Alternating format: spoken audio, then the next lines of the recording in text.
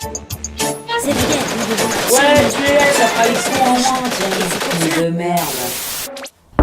Eh, salut! Qui est Je t'ai entendu râler. Je me suis dit que t'avais peut-être envie de changer le monde. Ouais, bah ouais, j'aimerais bien que ce monde il change, ouais. Eh bien, j'ai une bonne nouvelle pour toi. Parce que tu es la solution pour changer ce monde. Je t'explique. Tu connais l'histoire du petit pois? Ouais, le petit pois est dans un ascenseur, je sais plus, ouais. Non. Il était une fois un petit pois, tout seul, perdu dans le vide. Ce petit pois était très très chaud, il faisait plusieurs fois la température du soleil. Et puis un jour, il a explosé. C'est ce qu'on appelle le Big Bang. En explosant, ce petit pois a rempli le vide de lumière, de chaleur, d'énergie. C'est devenu comme un gros filet qui continue de s'étendre dans le cosmos. Et c'est ce champ d'énergie qui unit toute la création. Ce qui veut dire qu'on est tous connectés. Mais conneries! Alors écoute ça. Selon une expérience faite sur un photon, alors pour info, un photon c'est une particule de lumière, c'est ce qui compose notre univers. Tiens regarde, j'en ai plein la main là. Ils ont séparé un photon en deux jumelles et ils les ont éloignées l'une de l'autre. Au bout de leur trajet, elles devaient faire un choix et à chaque fois elles faisaient le même choix. Elles se comportaient comme si elles étaient toujours connectées. C'est ce qu'on appelle l'intrication quantique. Étant donné qu'à la base on était tous comprimés dans ce petit pois, eh bien on peut donc en déduire que nous sommes toujours tous connectés. Tu vois ce que je veux dire ? Écoute-moi ces expériences de fou. Entre 1993 et 2000, Vladimir Poponin et Peter Garyaev ont décidé de tester l'ADN sur les photons. Pour ça, ils ont pris un tube vidé d'air, mais bien sûr, il restait les photons puisque c'est la particule qui compose notre univers. Et ils ont placé un échantillon d'ADN dans le tube. Et qu'est-ce qu'ils ont vu? Eh bien que les photons se disposaient différemment en contact de l'ADN. Et une fois l'ADN retiré, les photons gardaient cette disposition. Ce qui veut dire que l'ADN exerçait un effet direct sur le matériau quantique dont est fait notre monde. Et attends, c'est pas fini.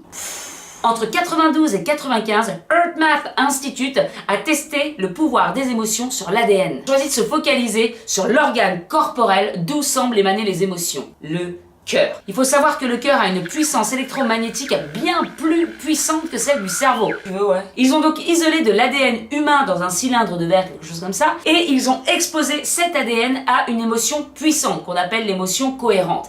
Et après plusieurs tests, ils se sont aperçus de quoi? Que l'émotion humaine avait changé l'ADN. Ok. Conclusion de tout ça, ça veut dire que notre émotion change notre ADN qui lui change le matériau quantique dont est fait notre monde. Et comme nous sommes tous connectés, ça veut dire que nous pouvons non seulement changer notre réalité, mais nous pouvons également changer le monde. C'est pas ouf? Ça veut dire qu'ici, on a une technologie intérieure ultra méga puissante. Ok, on fait ça comment? Eh bien, en vivant à partir du résultat souhaité. Pour créer une nouvelle réalité, il faut devenir cet état d'être et le ressentir comme si c'était déjà fait. Exemple, Neville, auteur du pouvoir de la conscience, avait conseillé à un mec qui était condamné par la maladie d'imaginer son médecin rentrer chaque jour dans sa chambre et lui dire: Mais vous êtes guéri! Mais c'est un miracle! C'est un miracle! eh bien le mec, en faisant ça chaque jour et en ressentant qu'il était guéri, eh ben il a guéri. Non, c'est pas possible. Mais si, c'est possible. Et en fait, des histoires comme ça, il y en a plein. On dit que c'est des miracles, mais en fait, ça s'explique. Pareil, pendant la guerre israélo-libanaise, ils ont fait une expérience. Ouais. Ils ont entraîné des mecs à ressentir profondément la paix. Et bien, à chaque fois que ce groupe se réunissait, il y avait une baisse de la violence dans le pays. Mais non! Si. Mais t'imagines tout plein de cœurs ensemble qui résonnent la paix? J'ai autre chose à faire. Apparemment, il suffirait que d'1% de la population pour déclencher un changement de conscience. Que dalle! C'est pas beaucoup, mais faut le faire. Ce qu'il faut que tu retiennes, c'est ce sur quoi tu focalises, prends de l'importance dans ta vie et crée ta réalité. C'est pour ça que c'est vachement important de faire attention à ses pensées, à ses croyances, à ce qu'on nous dit, à ce qu'on regarde.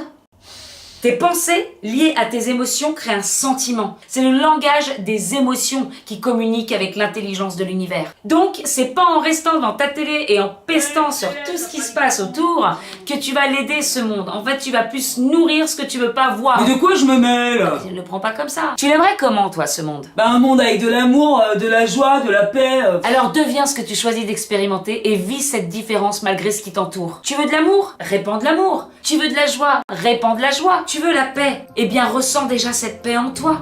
Ah bah oui, c'est pas forcément simple, ça demande quelques petits changements. Tu sais, un jour, un pote m'a dit: sois le changement que tu veux voir dans ce monde. Eh bien, je crois qu'il avait raison. Alors, on peut compter sur toi? Eh oh! Eh ben voilà. Tout le monde veut que le monde change. Et tout le monde s'en fout. Oh, mais non, ma puce. Non, t'inquiète pas, ça va le faire. Maintenant que tu sais qu'on a besoin de toi. Maintenant que tu sais qu'il faut juste le vouloir, rejoins-moi pour écrire l'histoire. Tu en entends parler tout autour de toi, toutes ces âmes qui veulent élever leur voix. Tu sais que sans toi, n'y arriveront pas. Alors lève-toi si tu veux le voir. Si tu veux voir changer ce monde,